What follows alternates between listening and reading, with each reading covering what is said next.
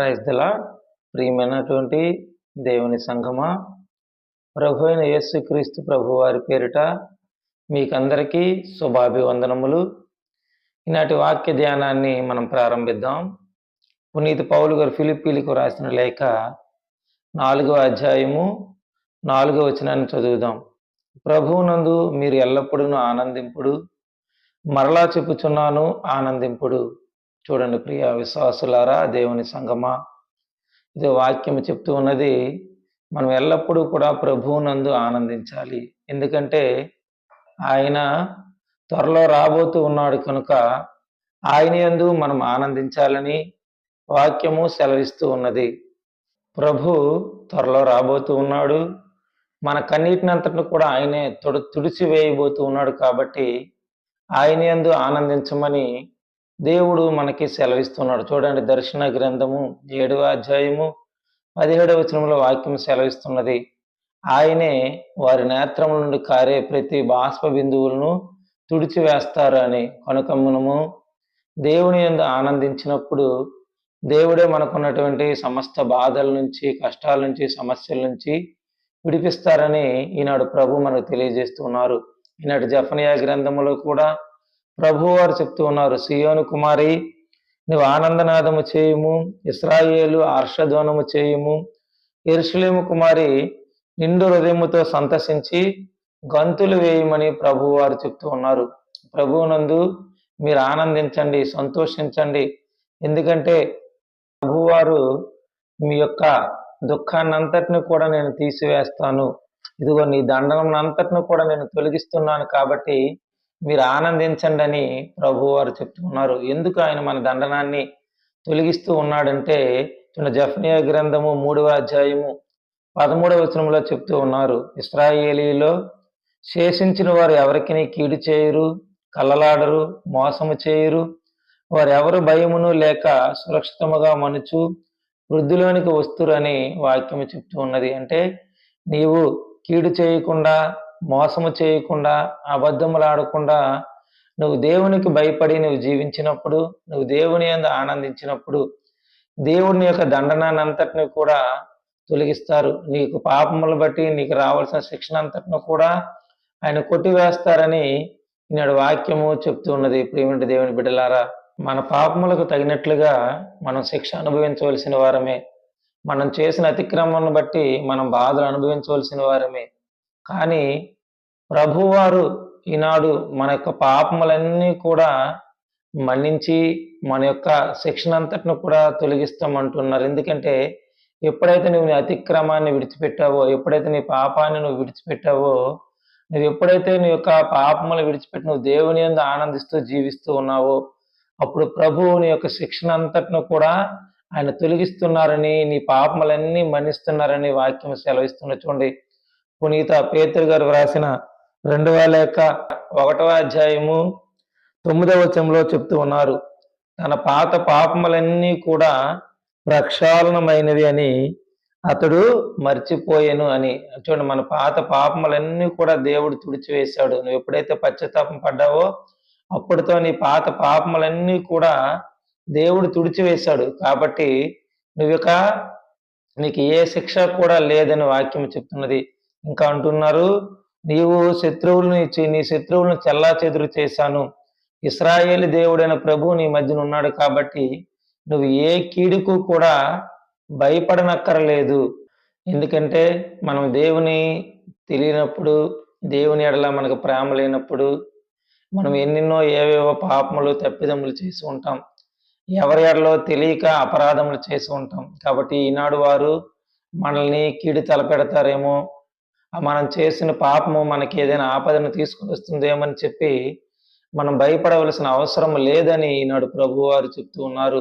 ఎందుకంటే కీర్తనాకారుడు సెలవిస్తూ ఉన్నాడు, 91వ కీర్తన 7వ వచనము, నీ దాపున 1000 మంది కూలినను, నీ కుడి ప్రక్కన 10,000 మంది పడినను నీకు ఏ అపాయమును కలగదు అంటున్నాడు. ఇంకా 10వ వచనంలో చూసినట్లయితే నీకు ఎట్టి కీడును సంభవింపదు అని వాక్యము సెలవిస్తున్నది. ప్రియమైన దేవుని బిడ్డలారా, ఎందుకు మనకి ఏ కీడు కలగదు, ఏ అపాయము రాదు?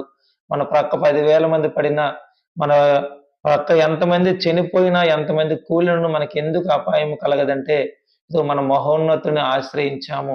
సర్వశక్తిమంతుని రెక్కల నీడలో నివసిస్తున్నాము.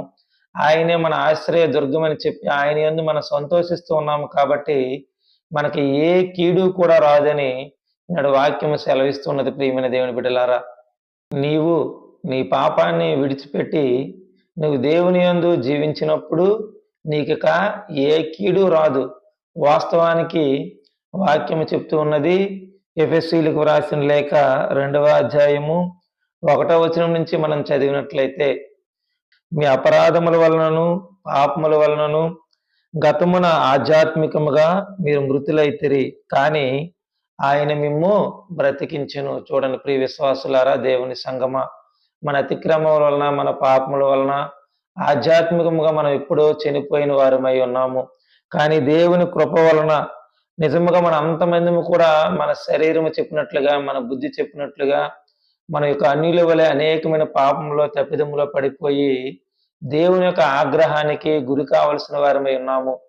కానీ పౌలు గారు చెప్తున్నట్లుగా ఎఫెసీయులకు రాసిన లేఖ 2వ అధ్యాయము 4వ వచనములో, దేవుని కృప అపారము, మన పట్ల ఆయన ప్రేమ అమితము.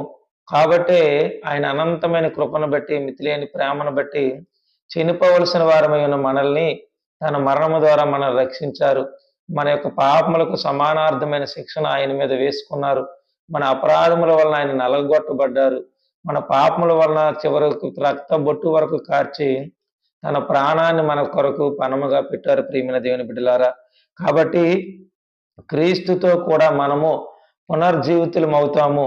కాబట్టి దేవుని యొక్క కృప వలనే మనము రక్షింపబడ్డామని వాక్యము చెప్తున్నది. కాబట్టి రక్షింపబడిన మనము ఇంకా లోకం వైపు చూసి, లోక సమస్యలను చూసి, లోకంలో వచ్చే బాధలను బట్టి మనం కుంగి కృషించిపోకుండా, భయపడకుండా ఎల్లప్పుడూ దేవుని వైపు చూసి, దేవుని మీద భారం పెట్టి ఎల్లప్పుడూ మనం సంతోషించాలని ఈనాడు దేవుడు మనకి బోధ చేస్తూ ఉన్నాడు.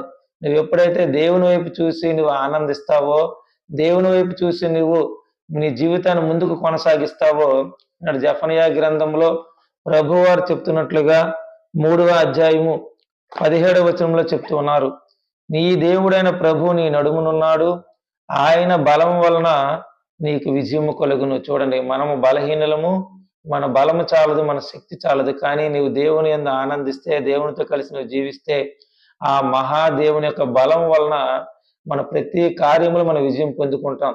ఏ పనికి వెళ్ళినా, ఎక్కడికి వెళ్ళినా, ఏ కార్యక్రమం ప్రారంభించినా, ఏది చేసినా ఆ మహాదేవుని కృప వలన మన విజయాన్ని పొందుకోగలం. మనం ఎప్పుడైతే ఆయన యందు ఆనందించి ఆయన బలం వల్ల మన విజయాన్ని పొందుకుంటామో, మనల్ని చూసి దేవుడు ఆనందిస్తాడంట. చూడండి, కింద మాటల్లో చెప్తూ ఉన్నాడు, ఆయన నిన్నుగాంచి ఆనందించును. మనం విజయం పొందుకుంటే ఆయన ఆనందిస్తాడంట. నిత్యము మనకు తన నూతన జీవాన్నిచ్చి, నూతన బలాన్నిచ్చి మనల్ని ధైర్యపరుస్తూ ఉంటాడు, మనల్ని బలపరుస్తూ ఉంటాడు. మనం ఎప్పుడైతే మన విజయాన్ని పొందుకుంటామో అప్పుడు మనల్ని గాంచి ఆయన సంతోషముతో పాటలు కూడా పాడుతాడని వాక్యము చెప్తున్నది. ప్రియమైన దేవుని బిడ్డలారా, కనుక ఆయన త్వరలో రాబోతూ ఉన్నాడు. కనుక ఆయన రాకడ వరకు ఎదురు చూసే బిడ్డలుగా దేని గురించి కూడా మనం భయపడకుండా ఆయన యందు ఆనందించి, ఈనాడు పునీతుడు పౌలు గారు ఫిలిప్పీలకు రాసిన లేఖ 4వ అధ్యాయము 6వ వచనంలో చెప్తూ ఉన్నారు, దేనిని గురించి విచారింపకడు, మీకు ఏమి అవసరమో వాని కొరకు మీ ప్రార్థనలో దేవుని అర్థింపుడు. కానీ ఆ విధముగా అర్థించినప్పుడు కృతజ్ఞతాపూర్వకమైన హృదయముతో ప్రార్థింపుడు. కనుక ఈ లోకంలో జీవిస్తున్న మనము ఏమి అవసరమో వాని కొరకు మనం ప్రార్థించాలి. దేని గురించి కూడా మనం బాధపడకూడదు, విచారించకూడదు, భయపడవలసిన అవసరం లేనే లేదని నాడు ప్రభువారు చెప్తూ ఉన్నారు. కనుక ఆయన త్వరలో రాబోతూ ఉన్నారు. కాబట్టి ఆయన వచ్చేటప్పుడుగా మనం సిద్ధపాటు మనసు కలిగి జీవించాలి. ప్రియమైన దేవుని బిడ్డలారా, ఇది ఈనాడు సువార్త పట్టణంలో యోహాను గారి ద్వారా ప్రభువారు చెప్తూ ఉన్నారు, 2 అంగీలు ఉన్నవారు ఏమీ లేని వారికి 1 అంగీని ఇవ్వాలి. అదే విధముగా భోజన పదార్థములు కలిగి ఉన్నవారు లేని వారికి భోజన పదార్థములు ఇవ్వాలని చెప్తూ ఉన్నారు. అంటే దేవుడు సమృద్ధిగా ఇచ్చిన వారు లేని వారికి సహాయము చేయాలని వాక్యం సెలవిస్తూ ఉన్నది. అదే విధముగా నీవు దేవుడు నీకు ఇచ్చినటువంటి ఉద్యోగంలో, దేవుడు నీకు ఇచ్చినటువంటి అధికారంలో నీవు అన్యాయము చేయకుండా, అక్రమము చేయకుండా, లంచాలు తీసుకోకుండా, నీ ఉద్యోగ ధర్మాన్ని నువ్వు నిర్వర్తించి సక్రమంగా నువ్వు దేవుని మార్గంలో నడవాలని ప్రభువారు మనకు బోధ చేస్తూ ఉన్నారు. యోహాను గారి ద్వారా చెప్తున్నారు, ఇదిగో నా వెనకాల నాకంటే అధికుడు రాబోతూ ఉన్నాడని. అవును ప్రియమైన దేవుని బిడ్డలారా, ఆయన త్వరలో రాబోతూ ఉన్నాడు. యోహాను గారు చెప్పినట్లుగా ఈనాటి లోకా సువార్త 3వ అధ్యాయము 17వ మాటలో చెప్తున్నాడు, తూర్పారబట్టుటకు ఆయన చేతిలో చేట సిద్ధముగా ఉన్నది అని. ప్రియమైన దేవుని బిడ్డలారా, అంటే చూడండి, ఈనాటి యొక్క సమయంలో, యొక్క సీజన్లో రైతులు ఏ విధంగా అయితే కళ్ళాల్లో ధాన్యాన్ని గాలికి పట్టినప్పుడు ఆ ఎగిరిపోయిన పొట్టును, గడ్డిని ఆయన నిప్పులో వేసి తగలబెడతారు. మంచిగా ఉన్నటువంటి ధాన్యాన్ని అంతటిని కూడా బస్తాల్లో నింపి వారి కొట్టుల్లో భద్రపరుచుకుంటారు. ప్రియమైన దేవుని సంగమ, అదే విధముగా ప్రభువారు కూడా త్వరలో రాబోతూ ఉన్నారు.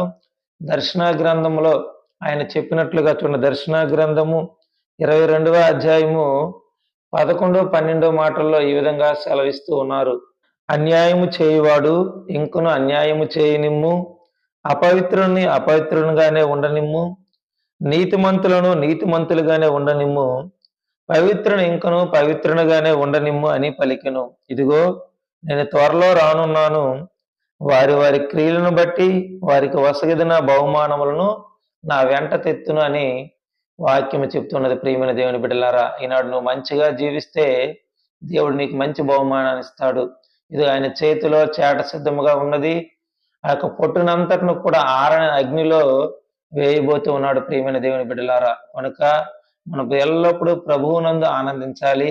దేని గురించి మనం భయపడకూడదు, దేని గురించి మనము చింతించకూడదు. మనకి ఏమి అవసరం అది ప్రార్థించినప్పుడు ఆయన అడిగిన వానికి సిద్ధముగా ఉన్నాడు. ఈ క్రిస్మస్ దినాల్లో మనము ఆయన రాకడ కొరకు ఎదురు చూస్తూ ఉన్నాము కాబట్టి నేటి సువార్తా పఠనం చెప్పినట్లుగా మంచి కార్యాలు చేస్తూ, మేలులు చేస్తూ ఆయన రాకడ కొరకు ఎదురు చూసి ఆయనతో పాటుగా ఎత్తబడే గుంపులు మనం ఉండడానికి మనం ప్రయత్నం చేయాలి.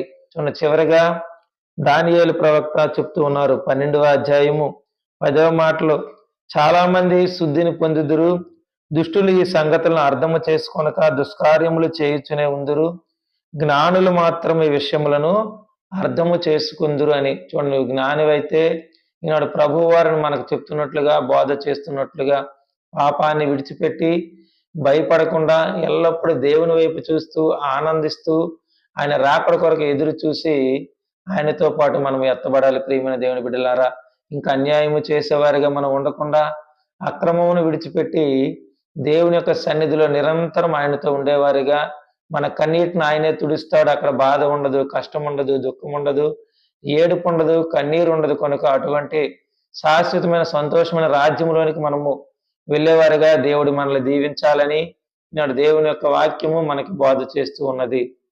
కనుక ఈనాడు వాక్యము సెలవిస్తున్నట్లుగా ఎల్లప్పుడూ ప్రభువునందు ఆనందిస్తూ దేని గురించి భయపడకుండా ఉండే గొప్ప భాగ్యాన్ని దేవుడు మనకి ఇవ్వాలని మనం ప్రార్థన చేసుకుందాం.